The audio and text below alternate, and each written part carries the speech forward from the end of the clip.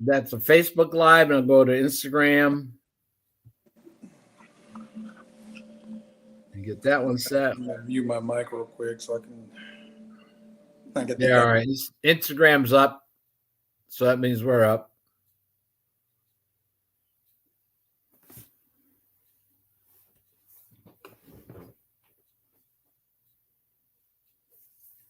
Got her? Yeah, I got the feed on your profile. So okay, cool. Well, good afternoon or evening if you happen to be in Australia or the Philippines. It's midnight plus, right? So around the world we go. So I'm George, and this is my buddy John. We may have some other people join us, but we're going to be talking all things metabolic health. And here's our agenda for the day. We're going to ask a couple survey questions. We're going to talk about some struggles that you may have, or you may know someone that's experiencing them. We're going to do a little bit of history on how we got it where we are. We're going to talk about some solutions.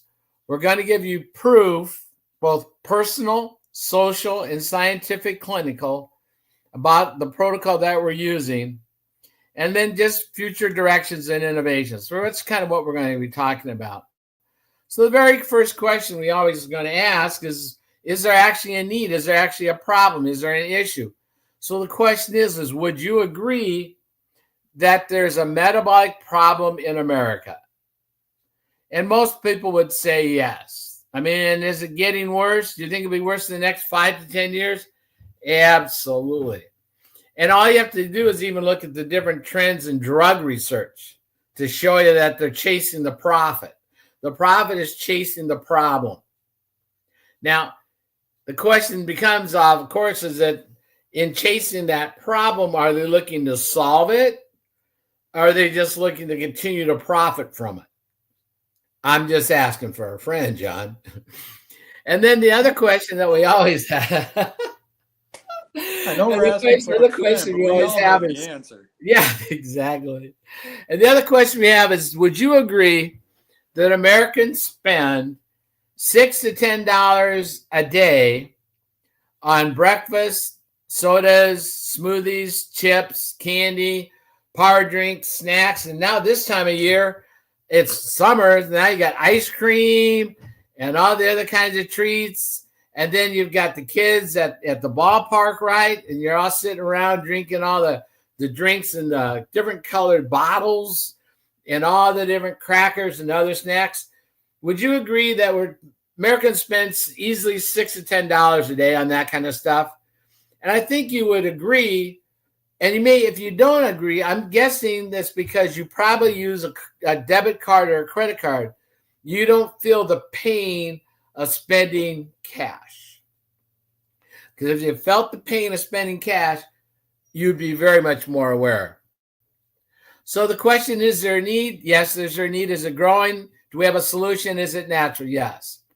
So here's the number one problem in the world, and definitely in America, is we're metabolically unhealthy. 93% of Americans, and guys, that includes kids. So we're just talking people running around here in the good old US of A are metabolically unhealthy. And what we define that as is heart disease, Alzheimer's, stroke. We got lung diseases, COPD, colon, kidney, hypertension, diabetes. And then you have the big C degrees, right? So all of these kinds of things are all metabolic related. And the thing about metabolically related means that they are also lifestyle related. They're lifestyle related. So think about it. People are taking drugs for symptoms of a lifestyle disease because that's how it got created. And what our goal is, what John's goal is, what my goal is, what everybody on our team wants is that you have a lifetime that is full of health. We don't want your health to run out before the end of your lifetime. Does that make sense? If you look at it from a money standpoint, have you ever had too much month at the end of the money? No, not at all, right? Yeah. So think about that. They are already building the warehouses for you. where they plan to put you. In every town, they're building warehouses to put you in because they already know that your lifetime is going to run longer than your health time. And we want to try to reverse that. We want to try to make that not the case. So we're going to talk about a little bit of history. And I can do it because I'm the old guy around here. I've already, at 73, I'm already twice as old as John and about everybody else on the whole group. But the idea is that during my lifetime, I've had 2 food lifetimes. Let me explain what I mean by that. When I was a kid, when I was raised, we didn't have any such thing as grass-fed beef or grass-finished beef. It was just beef. Just beef. Just beef. And eggs were eggs. There wasn't pasture-raised, free-range eggs. They were just eggs. I mean, good gravy. And milk was milk. And I could tell you guys, I knew when the cows came off the pasture and when they were in eating feed in the barn. There's 2 times a year. During the winter, they were indoors, basically indoors or in the corrals, if you will, in the pens. And in the summer, they're out running around. And then they knew to walk up to the barn twice a day to get milk. I mean, they're pretty smart. But anyway, that would be, I could tell there was grass season or hay season. Milk tasted different because what they were being fed. Think about that for half a second. And people dye our food. Think about it. When you go to the store and you buy salmon, have you ever noticed there's 2 colors of salmon? And if you look at it, the one that's really orange and pink salmon, that's not wild caught. That's been fed dye in their feed to make it that color so it looks better for you. So just that manipulation of our food. But back in the day, we started with a couple things that we are living with today, starting with the tobacco companies. The tobacco companies were the first to actually utilize sugar as a drug in an addictive sense because they found out through research that rats, when they were made addicted to a street drug, would walk away from the street drug to eat and drink sugar water. They were more addicted to sugar than they were to a street drug. Think about that for half a second. What happened was then is that they were able to then, okay, great, what can we do? Well, they aspirated it into the leaves, and 20% of the weight of cigarettes became sugar. Just how that played out. And then because of needing to get food to the theater and not have it spoil, they realized that if they took the fiber out, it would have a greater shelf life. And if you have longer shelf life, guys, one thing I want you just to start thinking about, the longer the shelf life, the shorter your life becomes. Correct. And then what happened was there was the whole thing of hydrolyzation. Now, hydrolyzation is being able to take hydrogen, force it into a liquid, and make it a solid. And if you go into your pantry and you grab your peanut butter jar, and if you look at it, turn it around, you'll see that it's hydrolyzed. It's solid. Naturally, it would separate. If you make your own nut butters, they separate. I gotta be careful when I just always want to laugh. Oh, we're bad, yeah. Yeah, we are so bad. Anyway, we're human. What can we say? Peanut butter, cashew butter, macadamia nut. But with that, it separates unless you hydrolyze it. Well, so what happened was that with hydrolyzation, there was these 2 guys, and one guy's name was Procter, one guy was Gamble. Now, these guys were a candlestick maker and a soap manufacturer. They met in Cincinnati. And how they met is they married sisters. Well, these 2 brother-in-laws got along. And what they did is they needed to have their products. They were going from animal fats for candles and soaps into oils. And they realized that if they took and hydrolyzed cottonseed oil, they could make what was called crystallized cottonseed oil, which became what we know as Crisco. Crisco, and we knew it as Gluten Slider. Because if it gets on a spoon, it ain't coming off. It's just I grew up with Crisco, so I know it very well. Exactly, right? And it's amazing. And you know how they sold it? The logo, the slogan? It's digestible. That means it'd be good through you. It's like right out, in and out. But you know what? We already took fiber out. So what else could we do? I tell you what. We can demonize lard and butter because that doesn't last as long. We got this Crisco, this magic shelf life cooking thing because it's digestible. And they took it to the Heart Association, and then they got a rating that it's heart healthy. Amazingly tied and linked into a $1.7 million donation. But anyway, that's another story.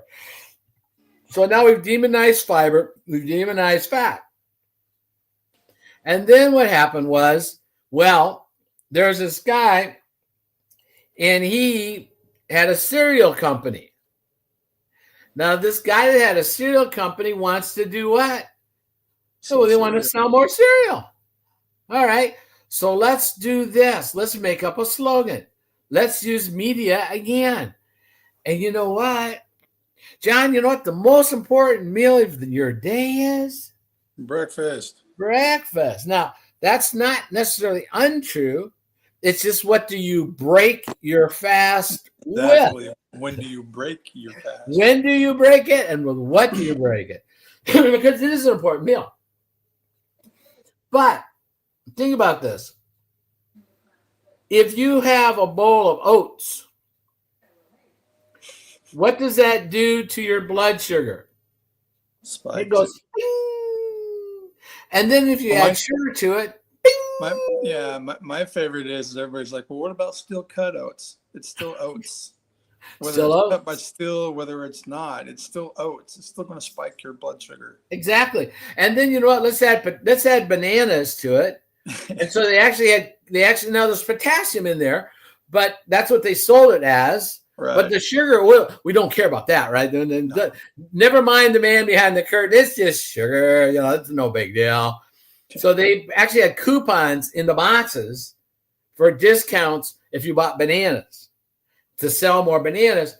And then Dole goes, hey, we want to get in the act too. You know what people need to have? They need to have a glass of orange juice. Yep. So now think about it. You got a bowl of oats or cornflakes. I don't care what it is. It's all the same, right? You got a bowl of processed grain, sugarized, with a banana and a glass of orange juice.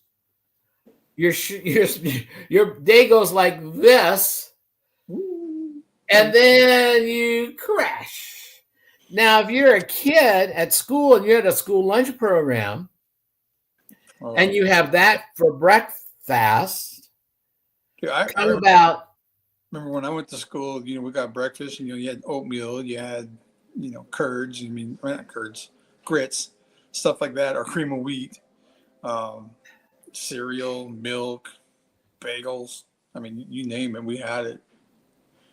And you were bound to determine whether you knew it or not. Come 10 o'clock each, you were going to crash, and then you were lazy, ADD, lack of willpower.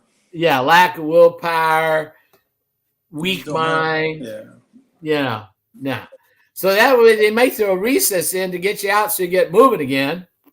But that's trying to get but they didn't realize that was trying to get the glucose out into your muscles. But it was kind of some timing that might get you to lunch.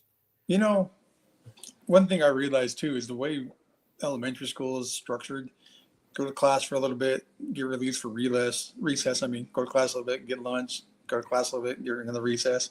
If you look at it realistically to how we work in the adult living, you go to work, get a break, go to work, get lunch, go to work, get a break, go lunch, or work in the Yep. morning.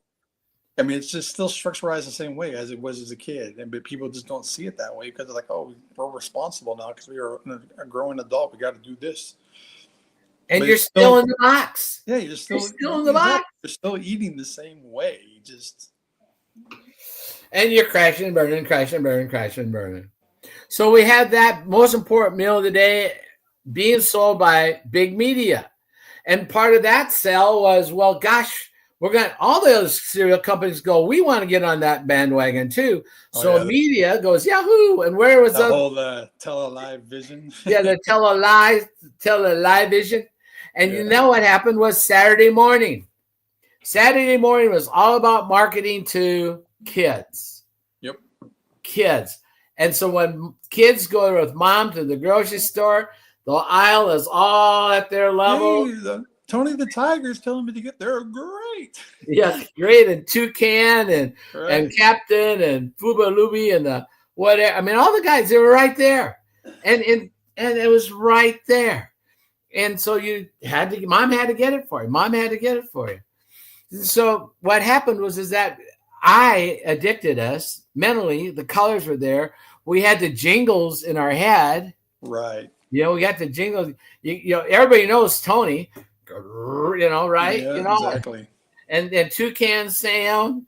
Or the rabbit from Tricks.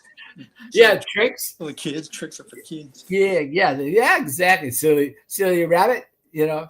So what happened is that then tobacco, because those were becoming more regulated, wanted to have more profit, and they already knew about sugar. They already had the chemists to create addictive foods. They bought the majority of the food companies. Yep. And guess what they did? Well, they started to engineer it to be highly palpable so that you really, really want it. Yeah, because they found out because years ago they would take the sugar and they paid farmers to aspirate it into the tobacco leaves. That's how the sugar got in there. And some farmers, even though they knew it wasn't good, but they did it because they got paid extra money. Exactly. Gosh, profit again? Profit in ag from the food companies, from the media. I mean, it's right there, guys. And so what they did was they took the fiber out, and now they're putting sugar, omega-6s. Now, omega-6, guys, that's seed oils. Remember we talked about Crisco? Crisco is a seed oil. It's a cottonseed oil. You've got rapeseed. You've got soy oil. You've got canola oil. And you've got vegetable oil. And you know what? That really isn't truth in labeling because there ain't no vegetable in vegetable oil. Now, once upon a time, it might have been, but it's been boiled and cooked and processed and run through chemicals that we know would in and of themselves would cause the C. And that's all inside of there. And what that does is, well, my gosh, same thing fiber does. It creates a longevity of the oil. And it's in there. And it's in there. I was thinking the other, and then they add salt. Now, one of the things, if you read any article on nutrition, they always say, well, watch out for salt, watch out for salt, watch out for salt. What? Watch out for salt. One, you need it. But two, we both know that if they pick you up in the box with the red lights going on it and everything else like that, and you've had a heart issue, right, they're going to hook you up to an IV full of IV salt saline. Well, here's the thing: is I know we're broadcasting this on Facebook Live. I actually shared earlier a little article I came across from a registered dietitian, Shannon Davis. She's part. Oh, yeah, Shannon. Yeah. But she posted something earlier about salt, and I shared that earlier too. And it's not talking about how much salt, but it's actually being low on salt is bad for you also. And I never thought of it that way. I always was taught, too much salt's bad. I never thought of having low sodium would be harmful. But now looking into what I've learned from this protocol and then reading more about that, I can see how having low salt can be harmful. And, I couldn't see it before. So Yeah, so you're doomed if you do, you're doomed if you don't. You have too much, too little. Yeah, You got to find exactly. that happy medium. There's a happy medium, but it shouldn't be demonized. That's the big Correct. thing. And when they start demonizing something like sugar or fats, it's because they want to sell us something else. They want you to buy something else. Whereas like fat makes you fat. So then there are all these low carb, no carb, no fat, low fat, margarine, and all the other malarkeys that were just, again, hydrolyzed. We know how to do this. How can we sell more of that? Yeah. Isn't margarine, if you add another hydrogen molecule to it, it turns to plastic? I think so. Something like that. Have you seen those the things where people, they take what are called ice cream sandwiches and put it on a plate and leave it there for a week and it doesn't melt? Yeah. There's no ice cream in there. No, there's the no ones that I know a lot with that one with is actually margarine. If you put margarine outside and leave it outside in the sun for 2 weeks, you'll never see flies buzzing around it. That's a good indication right there. If flies aren't buzzing around it, you don't want to consume that. And what about those yellow squares? What about those yellow squares that say singles? Oh yeah, I used to make those because they can't use the word cheese because there ain't none in there. Yeah, so they have to label it as squares. Used to run the machine that made those, not for Kraft, but it's for another company. Another firm? Yeah. Yeah, it's actually the number one company that makes it for restaurants, grocery stores, and stuff like that, and fast food places. No, they're not their own brand, but they make it for store brands and all that. They're the number one provider in the world for that. And I used to run the machine that makes that. And yeah, it's legit. 51% of it is cheese. 49% is chemicals. They have to have over 50% in order to call them cheese. FDA qualified. Yeah. To qualify it, you have to have better than that, right? Yeah, and 51% is cheese. The rest, 49%, is chemicals and additives. Exactly. I love it. And then what happened was, so they got that, and they had it all addictive. They got us going on it. Then what happened is that the tobacco industry sold out of it. They got their profits. They sold out of it. And this is about the 1972, 73. Now we have high fructose corn syrup. And that comes into play. Now, at this point in time, in this juncture, I'm not saying it's directly correlated, but if you now start add this to the timeline and you start comparing it to increase in diabetes, increase in fatty liver, non-fatty liver, your increase of high blood pressure, you look at Alzheimer's, diabetes, type 2 diabetes, all the kinds of metabolic things tied into the increase now of high fructose corn syrup. And those types of things. And here's another thing too, Joe. I just did a video about this the other day. Calories, 2,000 calories, the myth. That's been in for like 30 years now. And calories haven't changed. They've done the standard rate of 2,000 calories on average for 30 years. That stayed the same. But obesity is going up. So, if we're all eating 2,000 calories, but obesity is going up, that should show you right there, calories in, calories out. Ain't accurate information.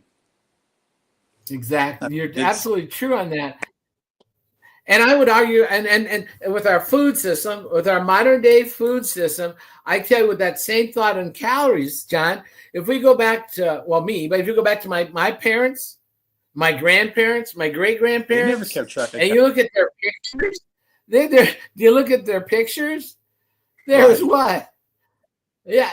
Were we better at counting calories? We must have been really good at carbohydrate measurements. No, the food has changed. Yeah, exactly. I mean, when I was a kid and my grandparents were kids, I mean, breakfast was ham and eggs and bacon and sausage and maybe meatloaf and corned beef hash and it was like real food, and it was high fat and high salt. And high fiber was right there. I mean, the grains were pounded out, and that this kind of food, it just wasn't. So we've seen a change in our food system. So the kind of the deck is stacked a little bit against us. It really is when you start looking at it. And when we start looking at it, these guys right here now control. These guys control your food supply. This is what you have coming into your stores, wherever you buy your foods, whether it's a major supermarket, whether it's a smaller town replacement of a grocery store, if it's even a smaller town, it's convenience stores. These guys are providing your food. And I would ask you, do you think the Mars family, which is one of the richest families in the world, do you think at their boardroom they're thinking about, is our food the most nutritious food in the whole wide world? Or are they talking, how can we profitize more? Profit with that. Exactly.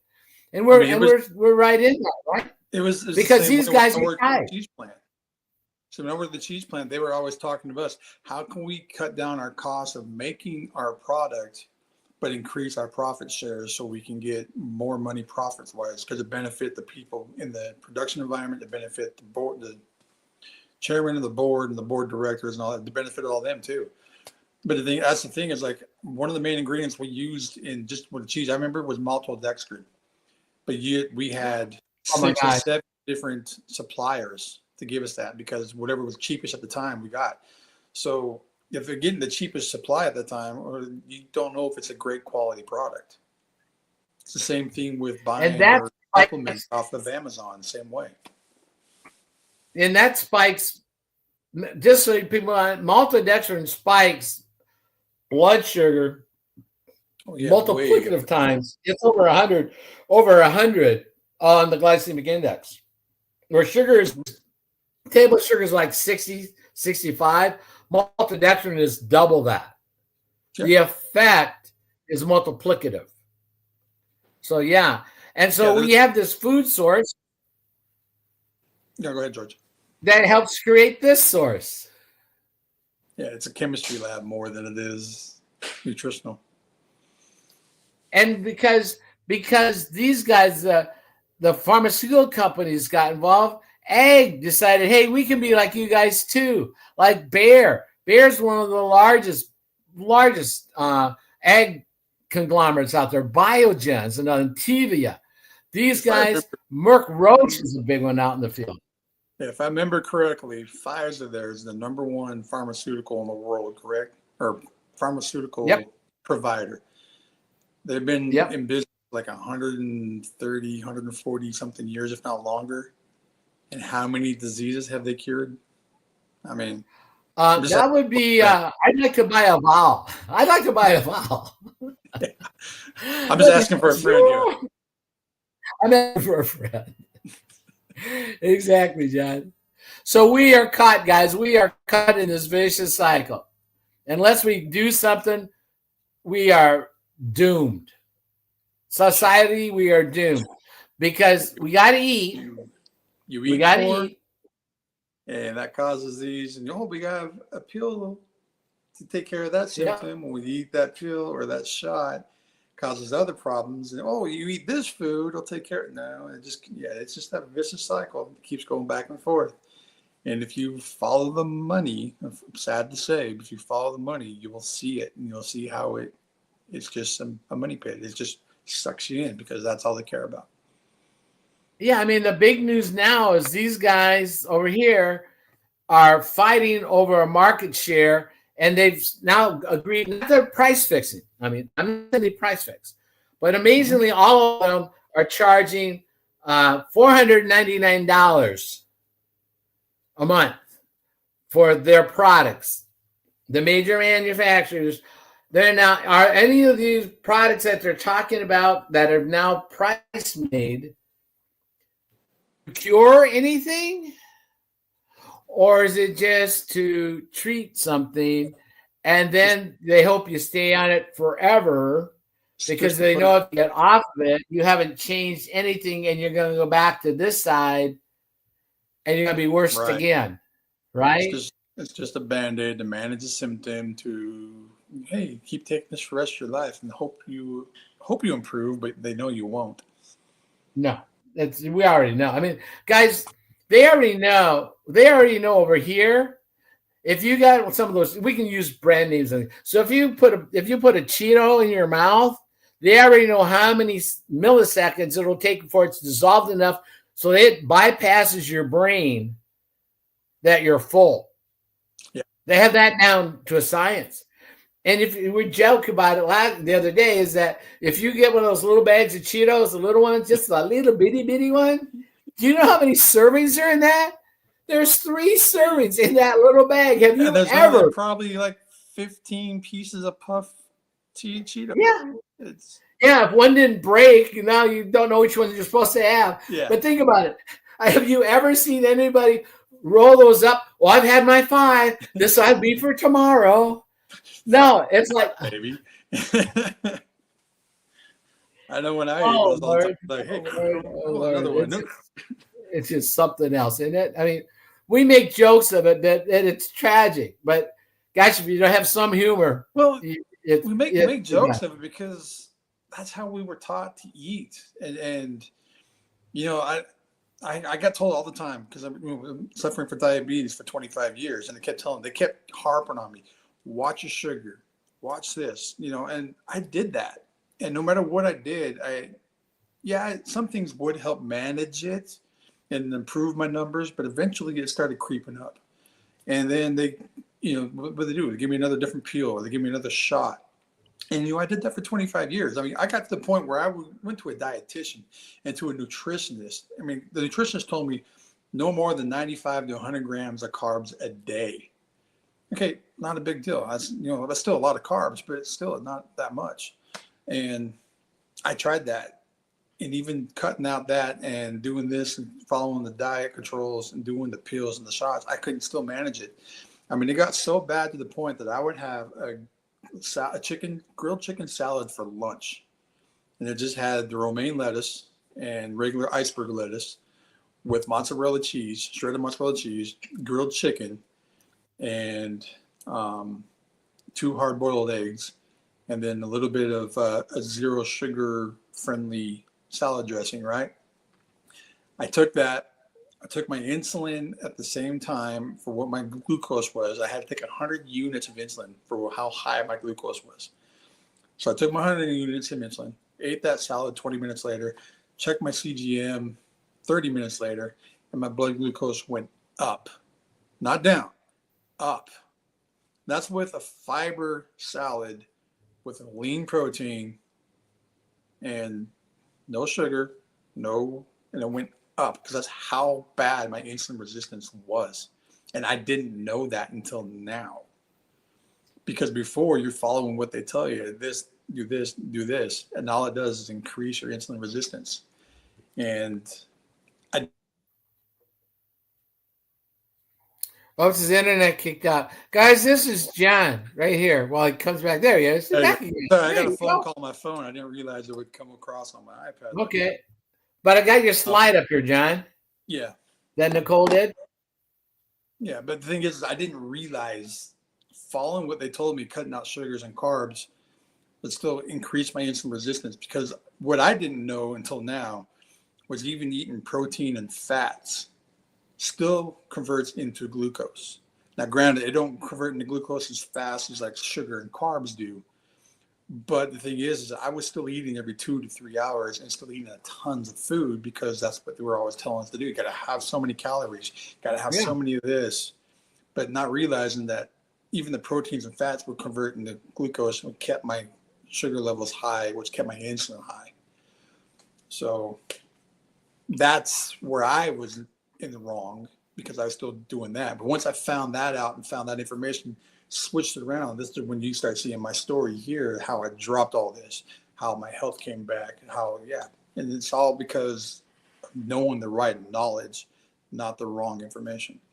The one question I had, John, was we were chatting. Hey, there's Rachel. At her. Hey, Rich. Hey, Rachel. Welcome to this. Welcome to our little show. There's Rachel. And Rachel's new with us. So we're just talking right here. We're talking about a little bit of science. And so we'll go back over here. And you may not have ever seen this, Rachel, but this is what sometimes I was referred to as Mr. Belly So Big. And one of the things that is that and inside of every big boy is this skeleton. Yep. That's the reality. This whole little frame is for supporting all of that and all the stress that goes with it. And so this is kind of some of what I looked like from before and after. We're going to talk about this, but we're talking about diet whack-a-mole. And I don't know if you've ever heard of diet whack-a-mole, Rachel, but that's what I refer to it as, because how many programs and how many times have you tried this, tried that, saw this, saw that? I mean, from Jenny Craig to Atkins to Weight Watchers to lean cuisine to whole body to paleo to carbonara. There's in a carbonara, is there? Carnivore. Just you're paying attention, John. But this is a diet whack-a-mole. We try. We're going to do this. We're going to try that. And guess what? We always lose because hungry always wins. Hungry always wins. And then you fail. We don't like the word fail, but what else is there? We get frustrated. We give up. And then we go, okay, I am going to do this. And short term, Rachel, that's like New Year's resolution. And how long does that last? Yeah, food addiction and cravings just takes over. About 2 days, right? It takes about 2 days, right? I'm going to have a dry January. Oh, shoot, champagne toast. Okay, never mind, right? Well, we'll try next year. Or I'm not going to eat any this. And then it's a Super Bowl Sunday or whatever. I mean, we just fail. We think too short a term. And then it's all or nothing. I'm going to give this up. I'm going to give that up. I'm not gonna, right? I'm an adult. I can power through this, right? I can do it on my own. I can do it all or nothing. I can do it. But then you have a little nibble and you get a little guilty. Just a little bit. Just a nibby, just a itty nibby, right? So then you think, well, I can do it all on my own. I read a book. I can do it. I'm convinced I can do this all on my own. And you tell somebody and they do what? Laugh at you. Yep. Oh, you think you're better than us? You've tried that before. You failed. They start telling you all the ways that you failed. And then you're all of a sudden you're lonely. You know, there's these crabs out on I think it's the West Coast, and they catch them and they put them in buckets, in pairs, and they never worry about, they don't have to put a lid on them. Did you know this, Rachel? Because as one starts to climb out, the others pull it back in. There's no getting out. They want you back with them. Guys, we're going to die. Too bad you're with us. Yeah. This is how and then like if you're like John, I mean, good gravy. I mean, a specimen, a physical physique of a Herculean Atlas, 6 foot and all muscle and a professional wrestler. Exercise conquers it all. But you know, you can't out-exercise a poor diet. No matter how I tried, I couldn't do it. No, you could lift all the weight in the world, and then you eat ice cream and pizza. Hey, well, you lost, right?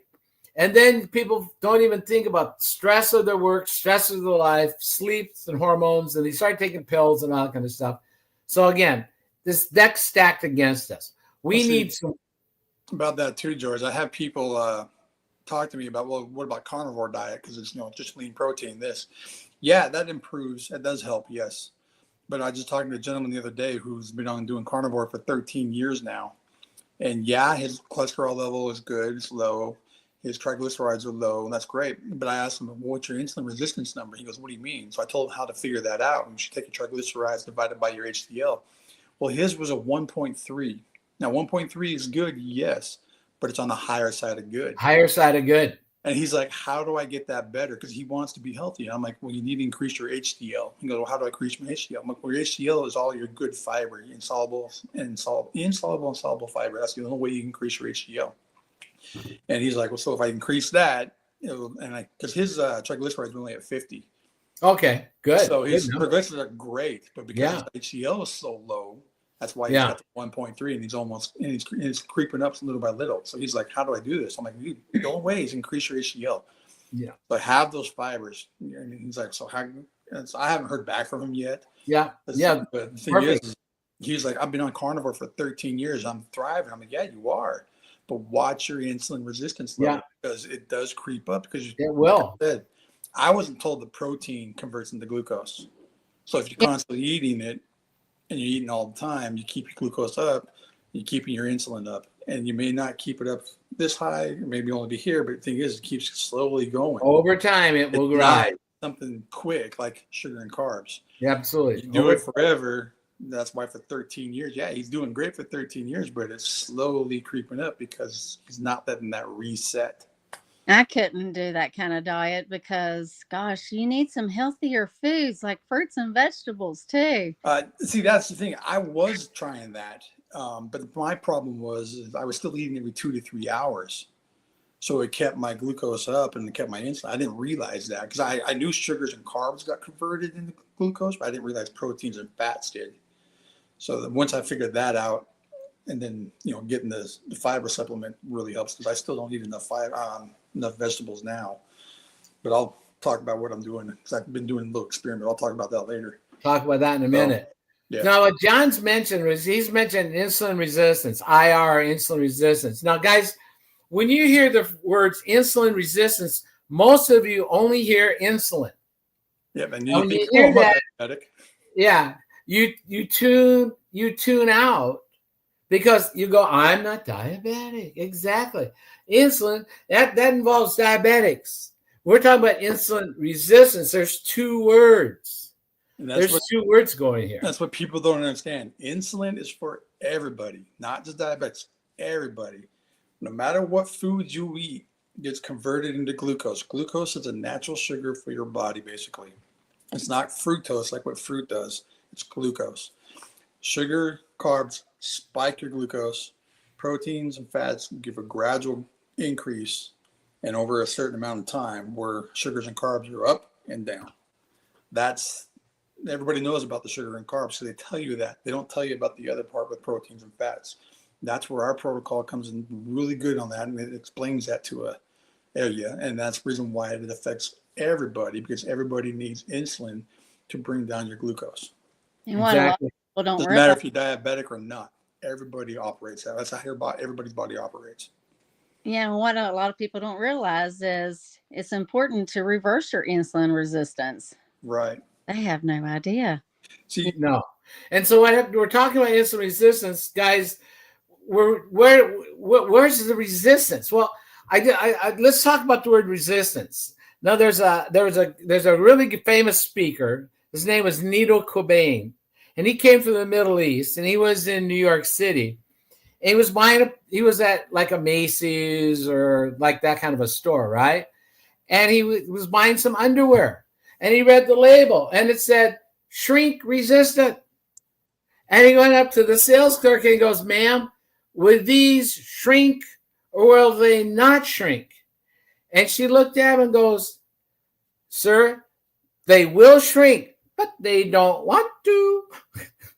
So insulin resistance is your cells saying, see, what happens when we eat, there's blood glucose going through our veins, right? Y'all got that part right. Well, insulin takes it first to the muscles because that's the majority of it's going to be used there. Right. But eventually there's too much. And they go, "We got enough. Go somewhere else. Get out of here. Go. Just go. Just get out of here." So what does insulin do on the magic bus? It goes up to the liver and then knocks on the liver door and say, "Here, we got some." And the liver eventually goes, "Rachel, no, that's all. Don't need them more. Go somewhere else. Go. So then it takes its bus and it goes to the fat cells, adipose cells. And eventually they get too full and they can't take any more. So then it starts coating the organs. And then when there's too much, you just start peeing it out. See, that's the thing about the liver. The liver's got a defense mechanism for sugar. It allows so much ink because that way, when you're in between meals, it can dump it into the bloodstream to balance your glucose, because you need so much sugar, glucose, I should say, in order for your body to operate, no matter what time frame it is. But the thing is the liver has a great self-defense mechanism, so it can store so much and then push it out. That's why it gets in your bloodstream. That's why it gets in the other things. But like earlier, we're talking about high fructose corn syrup. That bypasses that self-defense mechanism in your liver. That's what causes your non-alcoholic fatty liver disease, and that's why you end up getting the high triglycerides, because you're spilling that fat into your bloodstream because it's building around the liver and all that.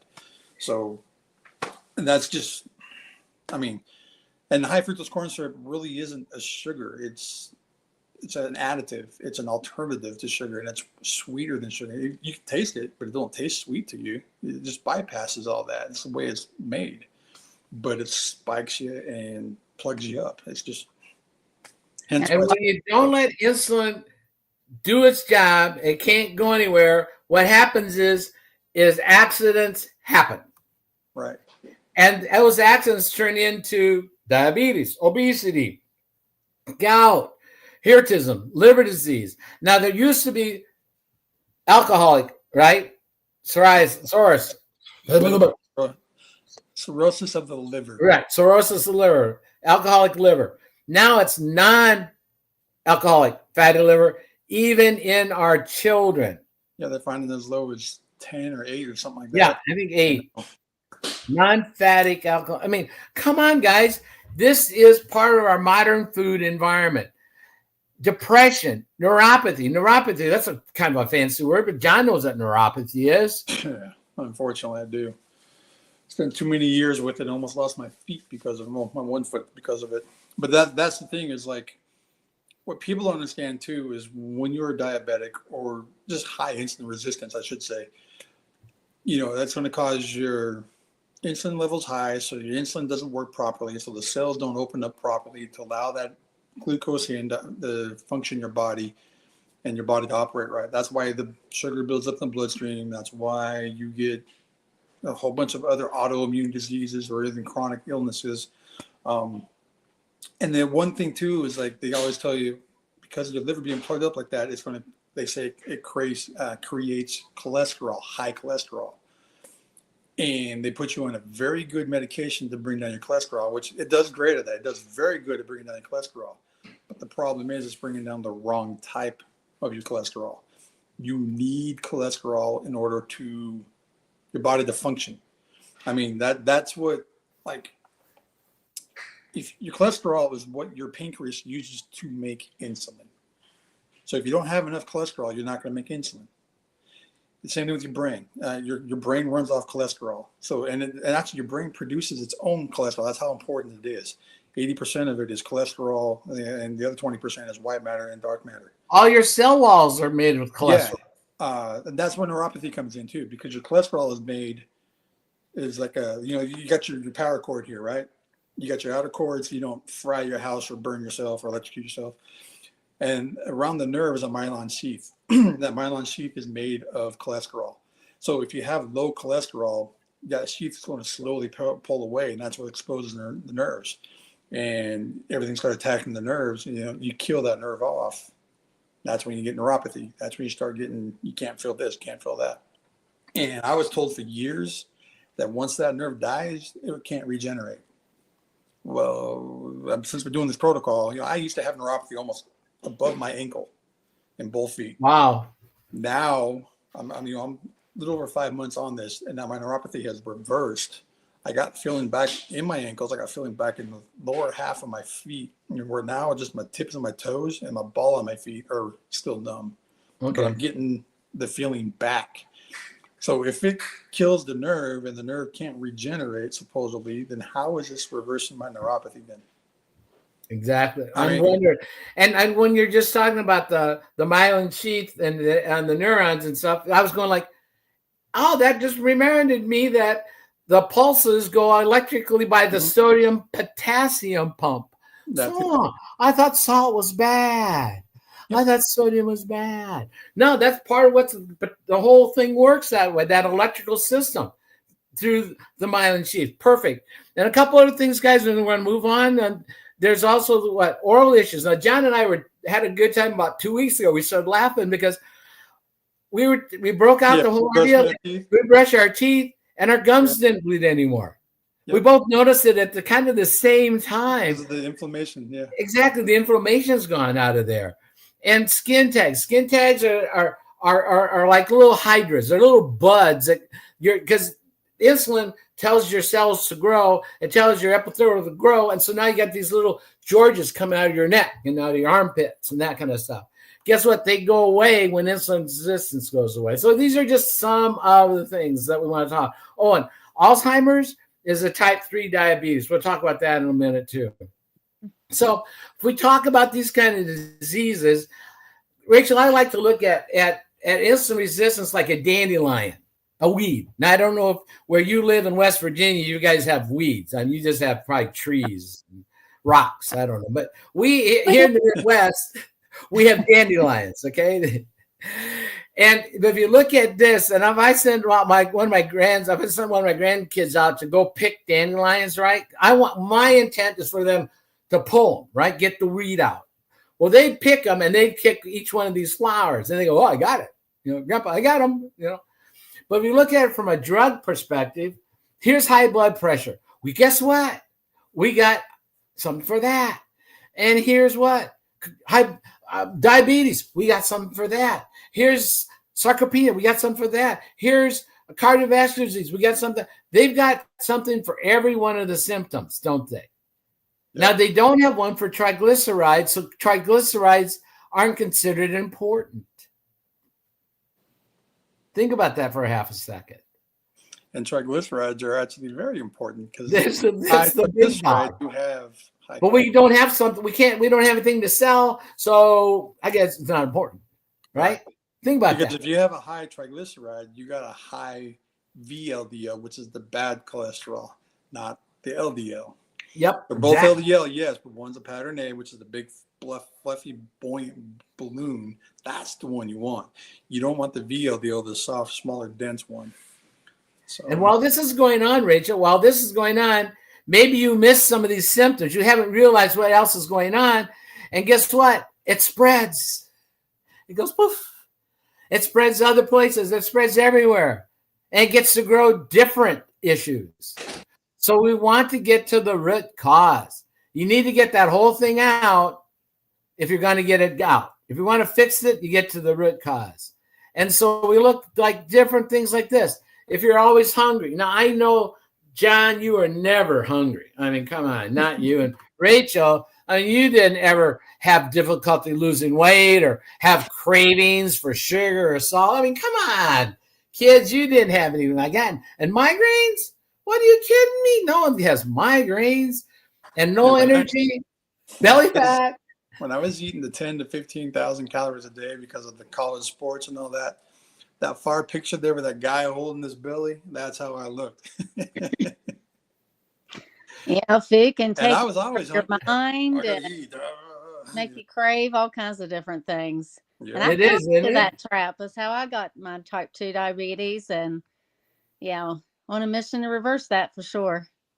So here's, guys, this is where I like to stop, Rachel. Now, you're not ready for this, so just sit back and relax on this one. But what we talk about, this is where we look to give people some free advice. Give them free advice, okay? And they want free advice, so we're going to give them free advice. And the free advice is F off. Fast, order of food, fiber, fat, and protein. Now you can say, well, Vilya, protein starts with a P. I'm Filipino. We don't say Pitapino. We say Filipino.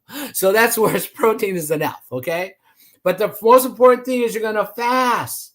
You're going to fast just a little bit, just a tiny little bit for a while in the morning. Yes, when you get up, and yes, breakfast is the most important meal of the day, but it doesn't say it has to be at 5, 6, 7, 8 o'clock in the morning. It says at some point in time you will break your fast. Right. Whenever that is. It's not a clock. And John's got his clock above his head. It's not what the clock says. It's what your body says, right? Right. And what happens is that what we're able to do, and we need a little bit of help. All we need is a little bit of help in the modern day food environment. It's to be able to fast a little bit longer, just a little bit longer. And people say, well, I can't fast. Well, you liar. You just fasted the whole time you were asleep. Unless you're numbing on your toenails or something. Come on, guys. You slept and you were fasting. You got the thumb in the mouth. Thumb in the mouth. Yeah, you got the highly nutritious left knuckle, right? Anyway, so you're going to fast a little bit. You're going to fast a little bit. And what that allows is your body to continue fat burning. Because once it got done with the last glugs that you had last night, it gets to turn itself over to fat burning. And that's what you want, isn't it? Don't you? Most everybody wants to lose some weight, some fat. Well, then fast a little bit. And what we do is we have a tea that allows us to go a little bit longer. Then when we have our meals, what's the first thing they took out of our food? Fiber. So tell you what, let's put fiber in. Why not? I mean, every plant that comes out of the ground, God wrapped it in fiber. Man took the fiber out for profit. Yeah, put the fiber back in. I mean, look at carrots. I mean, right now they're like this long, this big around, nice and orange. You look at a wild carrot years ago, it was like way smaller, thinner, and more nutritious. Here's the thing is, I was a gardener. I used to garden a lot. My carrots were like this. They were just skinny. I couldn't make a grocery store carrot. I couldn't grow one of those things. I was like, they were great carrots, are more like asparagus. I could grow asparagus well, but carrots I could not grow. I had loamy and sandy soil, and I'm trying to make a fat carrot. I made distorted monsters. They kind of look like dragon fruit or whatever, but I couldn't get a carrot. But it used to be true. If you bought carrots and pulled them out of the ground, if somebody had really good soil and really good heritage seeds, they could have a really nice, bigger carrot. I couldn't grow those things to save my life. Not a choice. But we're going to add fiber back in. Make sense? And then after we have that first meal, which would be our breakfast, we're going to have another tea, which is going to get us to our next meal. So we're not snacky. We're not nibbling. We're not reaching for a Death Valley bar. We're not reaching for an energy drink of some kind. We're not going for some kind of smoothie. We don't need those things. In fact, when you're on the protocol long enough, a lot of times you got to remind yourself to eat sometime. Now, fasting becomes very, very easy. We're not going to necessarily talk about how long to fast or anything else like that, but we know that it's very, very easy once you get used to this protocol, if you want to do such things. But the trick then is knowing how to come off of it, just like coming off of a night's sleep of breakfast. It's just how that works. So that's what we have of fiber. That's really our protocol. Now, we're going to jump over here, and we're going to look at some social proof about what our protocol does. Now, here's John, and I'll just go back right here. Just talk about me for just half a second, because why not talk about me? I think, why not, Rachel? I'm kind of special, so I'll talk about me. Hey, you're hosting it, man. Talk about you. Yeah. Told me to do this. I was like, my A1C is high, but not that high. I was like, wow. Yeah, no one's is as high as mine because I was clinically dead. 834 and A1C of 18.1. But see, here's the deal. In 2010, I was fat. Okay. And I got into juicing. And at that time, there was a show, a movie, you guys can watch it. It was Fat, Sick, and Nearly Dead. It was Joe Cross. Fat, Sick, and Nearly Dead. Great show. It was about his 30-day journey into America. And all he did was juice. From New York, California. He was monitored and everything like that. So I went on that, and that's where I discovered the idea of the whole whack-a-mole program. That was 2010. Then comes 2019, and I was able to successfully figure out, by the help of Dr. Google, that my vision impairment, because I couldn't read highway signs, was because of blood sugar. Right. Now, I was arguing with Dr. Google because my family has no history, up, down, sideways, anywhere, of anybody ever successfully getting diabetes. So I stuck myself, Rachel, and it said hi. Not And I don't mean hello, high. hi. It said hi. I've So had then that. it was unreadable. So I was at least 600. When I was with my glucometer, when I first started doing this, if it said high, that means your blood glucose is over 600. My glucometer will only go to 600. I mean, it would go higher than that, but it only say high, is all I would say display wise. But like you were saying with your glucose at 834, George, when I got diagnosed in 2000, they didn't tell me my exact glucose, but it was between 8 and 900. But they didn't, I don't think they knew about the A1C at the time, or if they did, they didn't check it or didn't tell me. So I'm willing to bet when I got diagnosed in 2000, I was the same boat you were in when you found out. Yeah, But- and it's insane. Were we really kind of helped and warned? Not really. I mean, what I found in 2016, I found a program that worked. I had to take classes. I had to pass a dozen tests. I had to go through interviews to have the opportunity to pay the money to go to this program where I got to weigh my food, grams and ounces, all of that kind of thing. I got to the opportunity to do that. Well, fast forward on the protocol, guys. I went in 107 days on this protocol. We came down.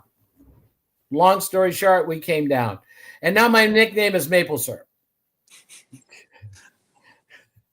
So just going a couple things right through here. Mr. Maple Syrup. Mr. Maple Syrup to you. That's right. So here's our buddy, Andrea. Rachel, you know Andrea. Look at how she looks now, huh? We're so proud of her. She's at the pool right now. And she was in a previous business with this as like a wellness type coach type thing or something along that line for 13 years.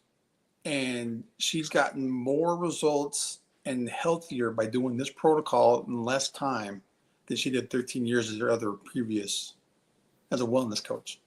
Yeah. I mean, that's insane. Volume and, just right there. Yeah. And she knew her stuff. Yeah. A lot of certifications. I was in the same business for 12 years. Oh, were you in that too with her? Yeah. Okay. So you know exactly what I'm talking about. I mean, and so we shouldn't have that problem. If you know about all this stuff, we shouldn't have walked into the closet. Healthy and exactly. But it never helped me with my diabetes part. Yeah. And here's our buddy, Doc Kenny. He's our mentor. He's our partner. He's our friend. This is what, 30 days apart, John? Isn't that like 30 days apart? 45? I believe 35 days, 35 days apart. Look at that change.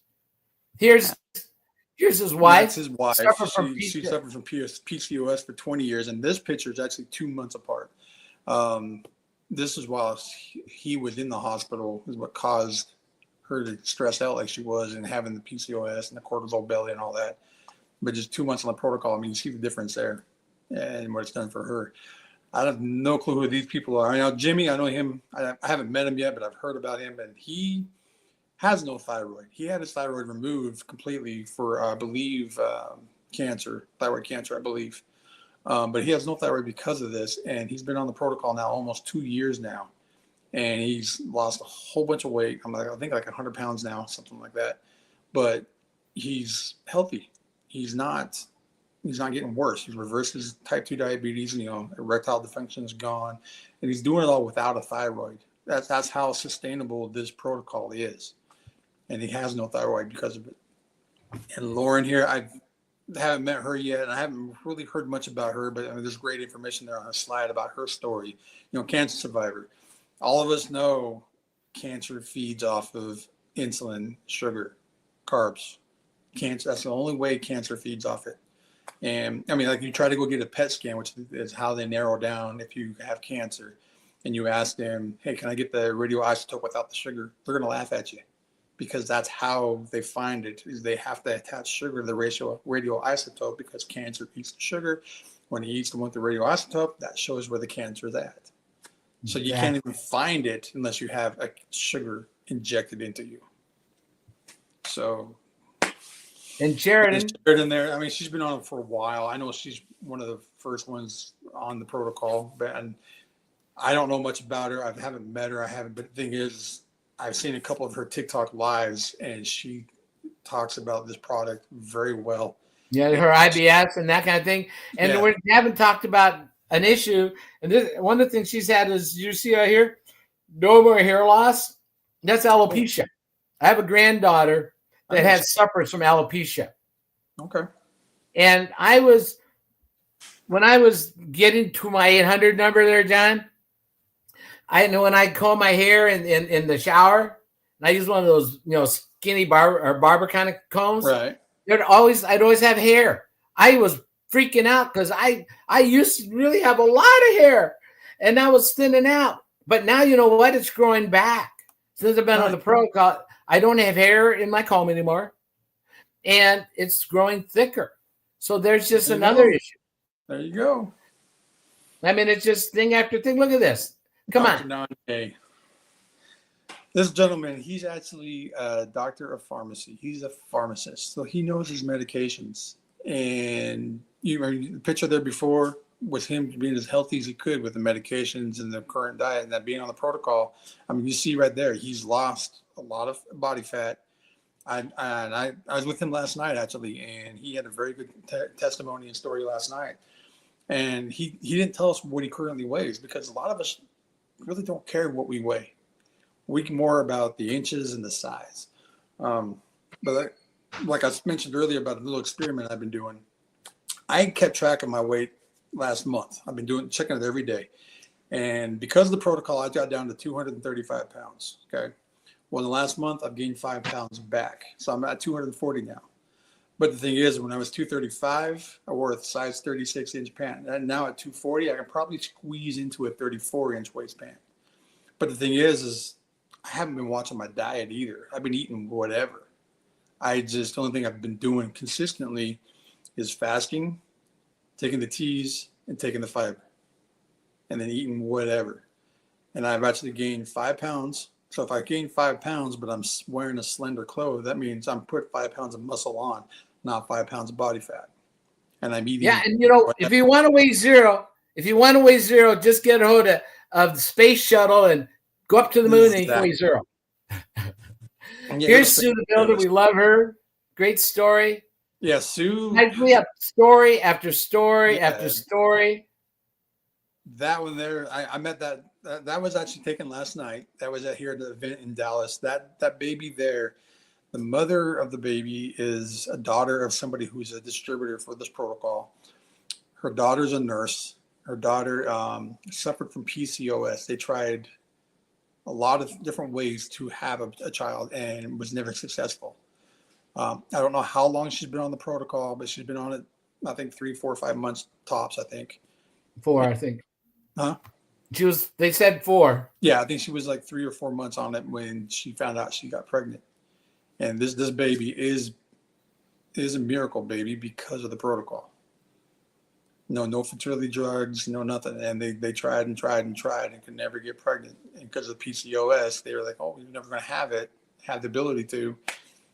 Started the protocol, and within like 3 months after starting it, she found out she was pregnant. And you look, one thing here, see this girl right here? This is Marie. Marie, yep. This is Marie right here. Yep. Look at that. Is there a change? That was taken last night. So awesome. Yeah, that picture was taken last night at the event. And this is Edgar, poor gentleman. He's only 35 years old. Suffered from type 2 diabetes.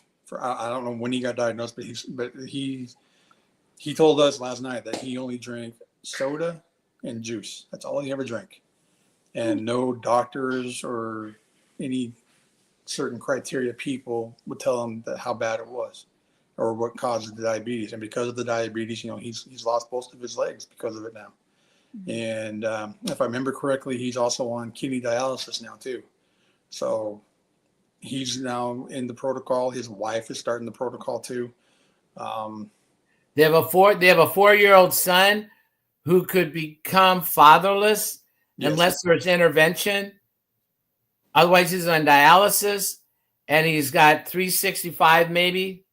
That's kind of what the normal timeline is for people. Right. So the protocol started the protocol, and his wife had just lost her job and been with the protocol. It's now going to become an income for the household on the protocol as well, because they have a testimony and a story.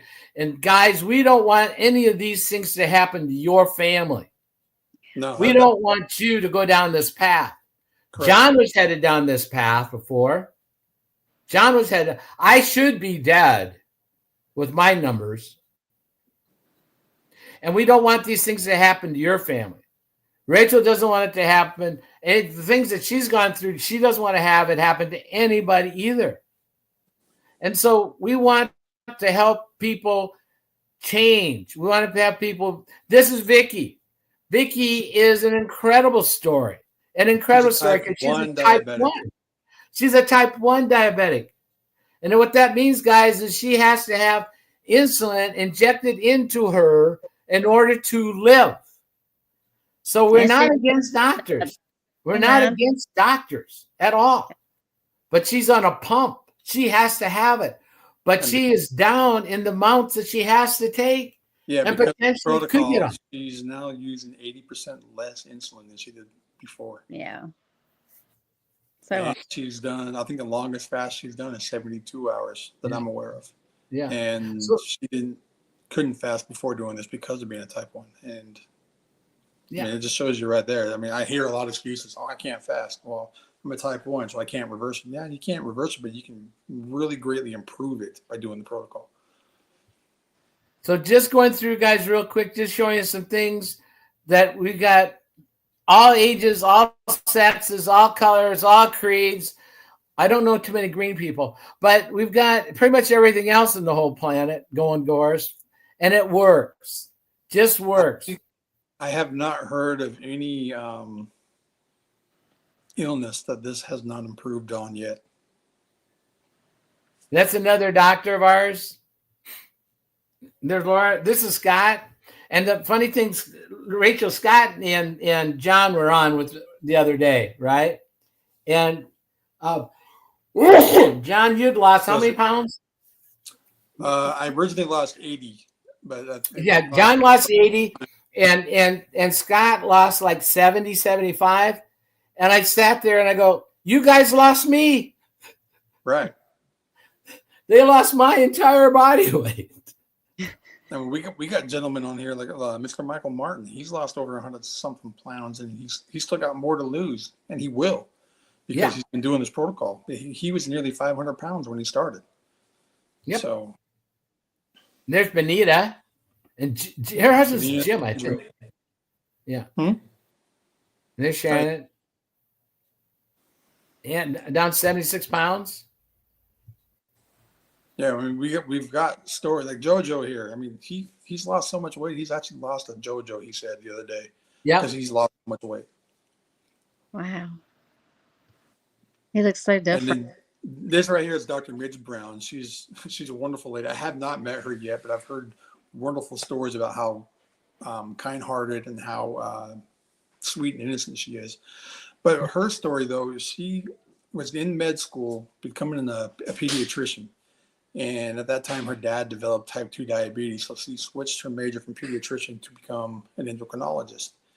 And she became an endocrinologist. And as she was doing, teaching people how to manage diabetes and take care of diabetes, she started developing it herself also. She was diagnosed with pre-diabetes. So the thing is if you know what you're supposed to be doing as a doctor, as an endocrinologist, how do you develop the same thing you're educating yourself or educating people to prevent?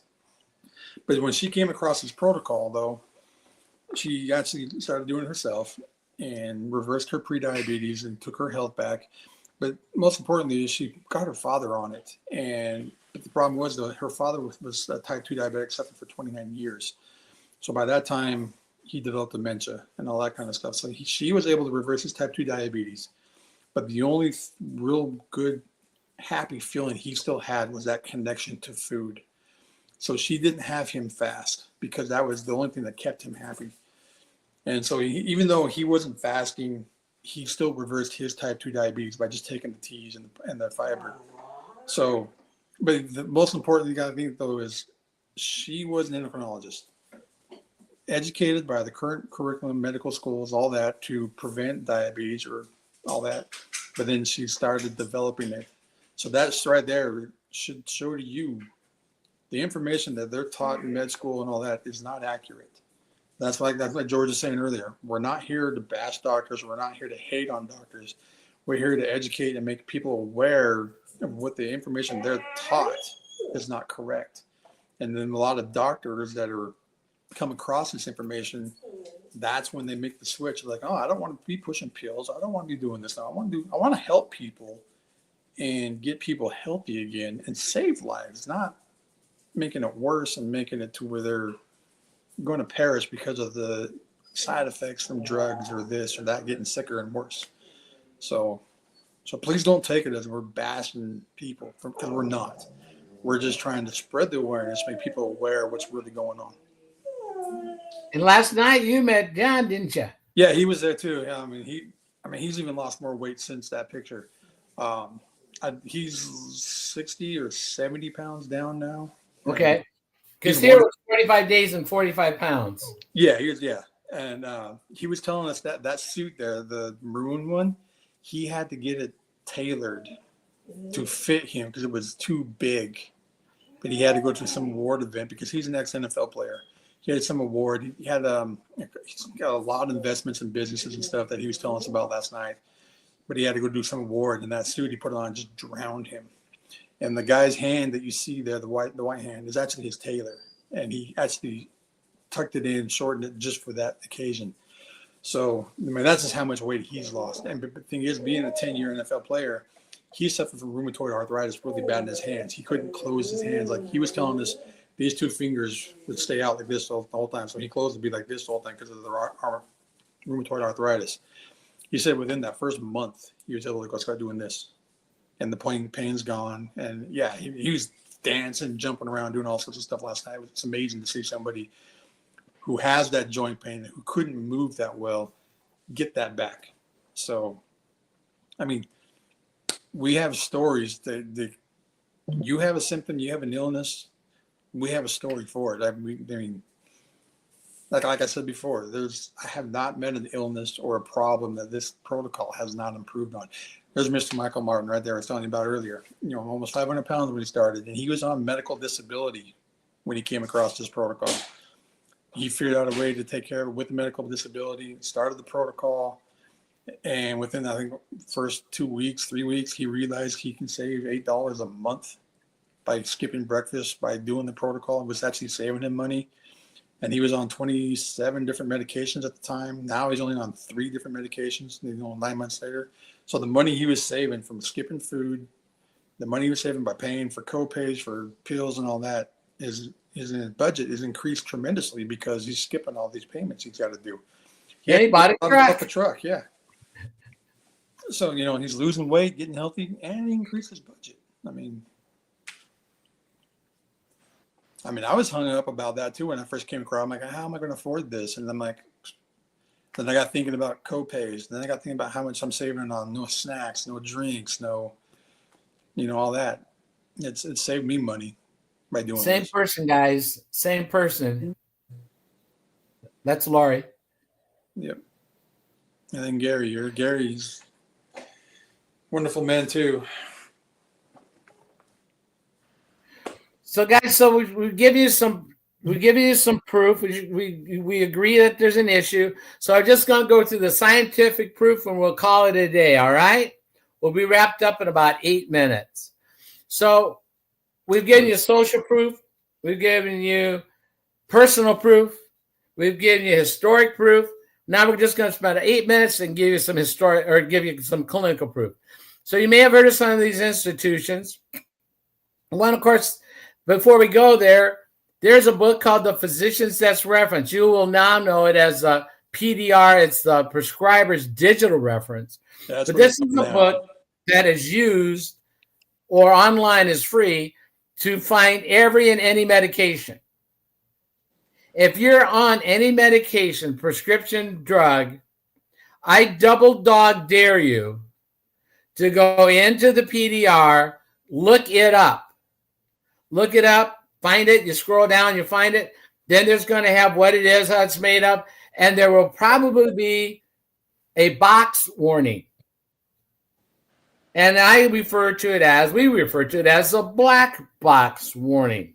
That's where Because that could put you in your final black box. Yep. And there's some medications that have 3 pages of box warnings. But I mean, that's just metformin alone. Yeah. But I guess people really don't care. They must not care. I'm not even going to say that they're ignorant or choose not to care, because I've seen ads on TV, and I don't really watch any TV at all. I maybe see 20 minutes a week, if that. I haven't had cable in a decade anyway. But I caught the ad of an ad the other day, and it talked about how you, between your 2 parts, could rot fungus. It just what it does is rot you. I mean, from between through the A and the A, I don't even know, but it tells you that it can rot your space between there. Why would you? And then it says, but if it's not right, just ask your doctor. Ask your doctor if it's right for you. Ask your doctor if it's right for you. Ask your doctor if it's right for you. And you know what people go and ask? Doc, is it right for me? Well, I don't know. Let's give it a try. Ka-ching, ka-ching, ka-ching. You see, and that's another thing too right now. The biggest trend right now is the GLP-1 trend. Take those GLP-1 shots. And thing is, this tea that we take stimulates your GLP-1 production in your intestine or your gut. People don't realize that's a natural hormone that your body produces. And the tea, 60% stimulates it, 60%. I mean, you can't find anything better to stimulate that.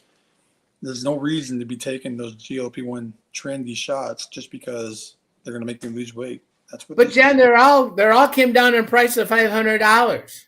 Yeah. Or $499. Excuse me, $499. Yeah, the average price that I've been talking to people about, let's say they spend $300 a month for their GLP-1 shot, and that's with if they got good insurance. Oh, if they have insurance, yeah, I get that. I've actually heard of some people are getting theirs for $75 a month. And I'm like, well, good, great, that's fine, but check the PDR and look at the side effects. Yeah, I mean, blindness is one of them. Lose pancreatitis, gastro. Yeah, let's say you lose 10 pounds that month, but that 10 pounds, half of it's going to be body fat, and the other half is going to be either muscle loss or bone density, which if it's bone density, you don't get that back. Nope, you don't get it back. And then we go over here, guys, and we look at what the Cleveland Clinic. Now, this research, now, Rachel, I don't know if you know this, but this was done in 1991. That's how long this study was done ago. So this is how long. This is about the fiber balance. This is on the fiber. And they said in 1991 that such a product, if taken regularly, could reduce cardiovascular risk on a population basis. That means coast to coast. That means age to age. And potentially decrease the need and or dose of lipid-lowering prescription drugs. Now, who doesn't want you to know that? Pharmaceuticals. Because a lipid-lowering prescription drug is called a statin, which is a lipid-lowering because your LDL, low-density lipoprotein. And you will be on it forever. Lipoprotein. Yep, my doctor tried to get me on that. And there we talk about glucose. We did this study, guys, and in this study, we tried to feed the heck out of people. We gave them 2 Eggo waffles, 2 tablespoons of syrup, and a glass of orange juice. Hey, George. Vicky just put a comment in our chat here a minute ago saying she has huge news. So I wonder what that's about. Yeah, I've been seeing. She put it at 126, so just a minute ago on this feed. So I exciting wonder what it news. is. Yeah. Huge news. Yeah, and she's our type 1 diabetic that's on this. So I wonder what the huge news is. I wonder if that means she's off. Yeah, we'll have to find out. We can only hope. Well, good hope. That'd be awesome. That would be awesome. But it's just this lowers our blood glucose or lowers the response by 43%. Metformin at best is 30. Guys, when confronted with a possible natural versus synthetic, which would you rather have? I know some of you would rather take the synthetic. Then time to leave this because this is not for you. We're all about having something natural that works that doesn't have any side effects. So really what we deal with, guys, is this. Our protocol has 5 patents on it. Nobody else can make it. You can't get it anywhere but here. We have about 24 clinical studies from Cleveland Clinic, Sydney, University of Sydney, BYU, all kinds of places that prove the efficacy of our product. It's safe and natural. That's proven in the PDR and in Health Canada. I don't know if you're familiar with Health Canada yet, Rachel, but Health Canada also has it approved in their guide. It's guaranteed. Guaranteed. You have no risk. If you follow the protocol, you get, what is it? Big news is her A1C is a 5.9 as a type 1 diabetic. A type 1 diabetic, 5.9. That's huge. Yep. 5.9. Congratulations, Vicky. Yeah, congratulations, Vicky. That's awesome. That is wonderful, phenomenal. And it's guaranteed if you follow the protocol. We talked about the cost neutral. We already agreed that people spend $10 a day. Hey, she tried joining the backstage. Oh, did she? I didn't see her though. Yeah, she said she's backstage and she got kicked off. So if you're I still don't on see here, her. Vicky, try joining again and see if we can get you in. Yeah. Hmm. Let's see if we can't get her in. Come on, Vicky, where are you? Let's see if I can't get her in here. Okay, it's worth the wait. Let's see. Come on. VICKI. Vicky Hamilton. Let's see if we can get her. I'm going to send that. Let's see if it goes. Let's see if it'll let her in. It's thinking about it. Nope, it says I got to try again. So it must be there's an error inside of Facebook. No. Oops. Sorry, Vicky. Yeah, it's giving me an error. Error. Oh, I know it. Maybe I could try this one. What's her email? I don't know if I have her email. I don't have her email. Darn it. Okay. Sorry, Vicky. Well, I wonder. Hold on. Yeah, there's an error on it. Darn it. Let's try this. I don't see her in any of my boxes to invite. It says you have to invite me. Yeah, I tried inviting her. I'm trying one more time here. Let's see if I can't get it. Let's see if Facebook will let her in. Okay, I got her on a message send. I'm going to hit send. Oh, And she's Facebook said, yeah. Okay, yeah. So she's going to be as a guest. You have to invite her. yeah, Facebook said it's an error. I can't get her in. Darn it. I wanted her in too. Yeah, I know. Congratulations. Sorry, Vicky. She's very, very, very happy over that. I mean, she's so happy. She's in tearful happiness. So, I am enjoyed for her too. That's incredible. Yeah, that is. So this is our protocol, guys. You can compare what you get pharmaceuticals. You could take natural remedies, but what's the quality? What's the level? Who makes it? Is it safe? What's the protocol behind it? What's the third party set? Or you can go a nutraceutical. And we believe this is what's going to upset this over here. Should you go outside? And so started in 1990. Here's our history. It started back with Rexall, and they created in 1990 the BIOS Life, which is what we now know as a balance. Oops, and there goes Rachel. And then we had the Feel Great system in 21. And so this is where we're at now. It's a matrix. It's a solution. When you are not eating, you drink the tea. There, and she's back. They're back. We got you back, Rachel. And when you're going to eat something, you have the fiber. You put the fiber back in. And it's about $5 a day. And we guarantee that, oh, by the way, you have a referral link. So anybody you share this with, they get the same price you do. And they get a $10 credit, unlimited credits. Think about that. What company does that for you? Well, one that's confident that it'll work.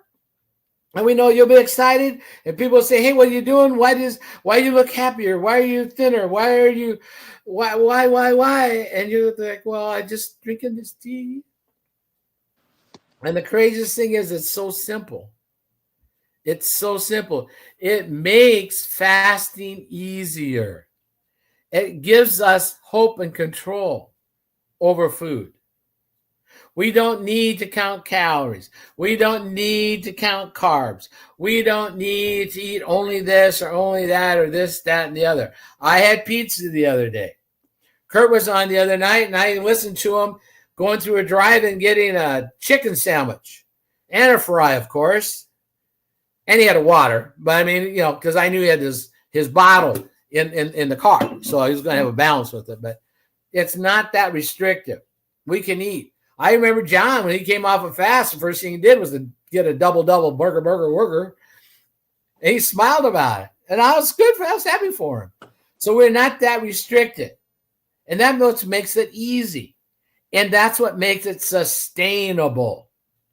I mean, how long do you want to feel this good? How long do you want to stay in the state? Wait, how long does Vicky want to stay down at 5.9 with her A1C? Probably forever. And with that, she will live forever. Think about that. That's the hope that we want you guys to have. Now, Rachel has a code. If you know Rachel, get a hold of her. She'll get you the same discount link that she has. John, my buddy Iceman, I love you. I love you, brother. I love you, love you, love you. John has a code. Get a hold of John. He's a special man. And he'll take good care of you, because you're also going to get coaching and direction and encouragement from us. You're not on your own. We are a community. We thrive and help each other. Nobody wants to be by themselves. We already showed you that you'll fail if you try to do it on your own. And so this is community. We're here. We want to help save the world. We want to help your family. We want to help you guys not go through what we've gone through. We want to help you understand and prevent your children and your grandchildren from going through this insanity, because they're exposed to this modern day food environment with 83% of all the products in the stores are bioengineered. Think about that. Bioengineered, highly processed, highly palatable, highly addictive products. Right. And we want you to help them. We want to help you. So I want to thank you guys for being on today with us.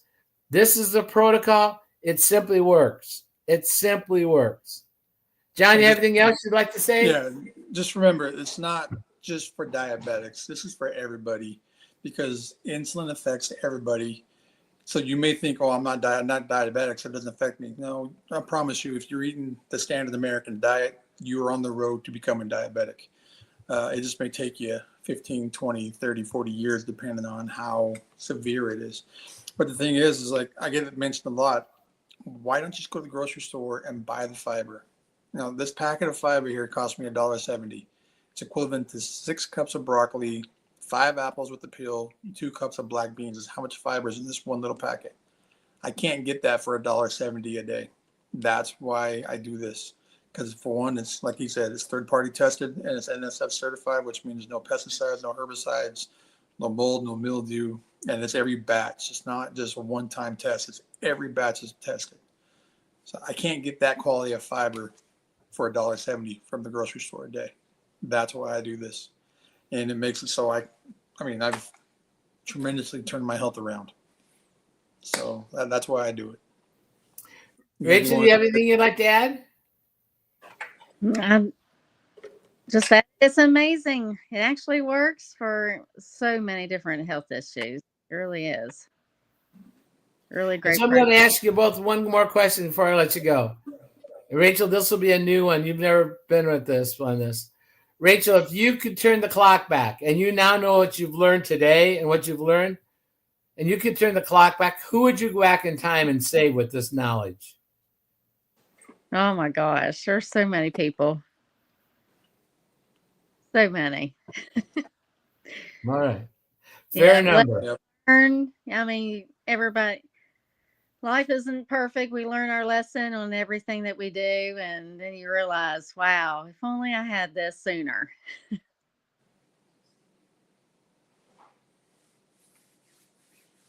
Yeah.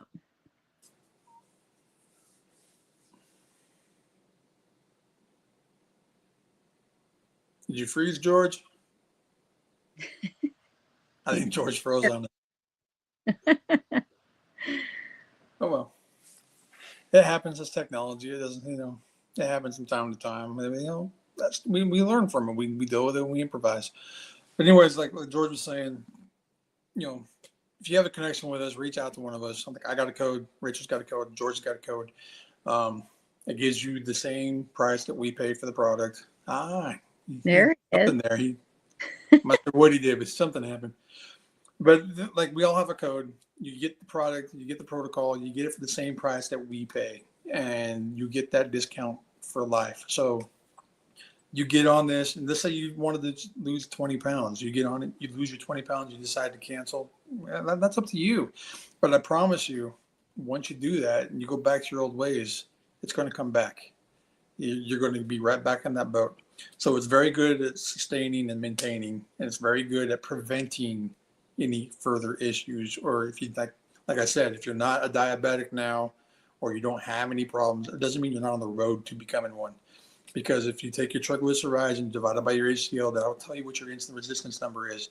And if you're 1.5 or lower, you're doing awesome, you're doing great. But the thing is, I guarantee if you keep watching it, it's going to slowly creep up because of the way our food environment is today. It's so hard to get away from the genetic modified food. It's so hard to get away from very unnutritious food, I should say. Because even if you did eat nutritious food like broccoli, your dark green I can never say that word correct. Cruciferous vegetables. Even if you eat cruciferous, thank you.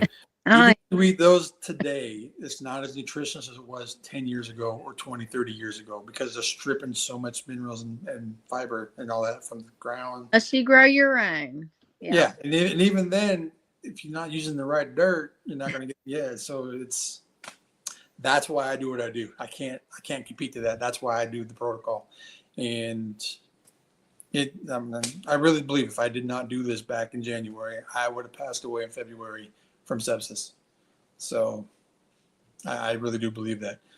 So if you're on the fence, I mean, you got nothing to lose. Get hold of one of us that's promoting this protocol. If you have a connection with us, reach out to us, because we're all here to help each other, not ourselves. Yep. So worth it. So worth it. Correct.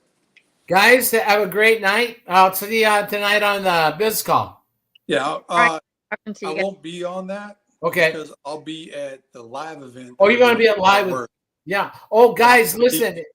Yeah. Tell streaming that on my Facebook profile. So I got a hold of Dr. Dieter. He's the one that set it up, and he's like, "Yeah, great idea. Let's stream it." So I'm going to be setting up and streaming that tonight on my Facebook profile, Facebook Live. It's a live event with Dr. Kenny, Anne Marie, myself, Dr. Dieter. I don't know who else is coming. We're going to have people there for guest appearances. We're going to have people there that's on the protocol. We're going to have people there who's not on the protocol to experience it also. So it'll be a great thing to check into. And you'll be able to record that too, John? It's going to be Facebook Live for sure. Okay. Whether record or not, I don't know. Okay. I hope you can. Because I think like on Facebook Live, you can go in. I think you have up to 30 days to download it. 30 days. Yeah. Okay, yeah.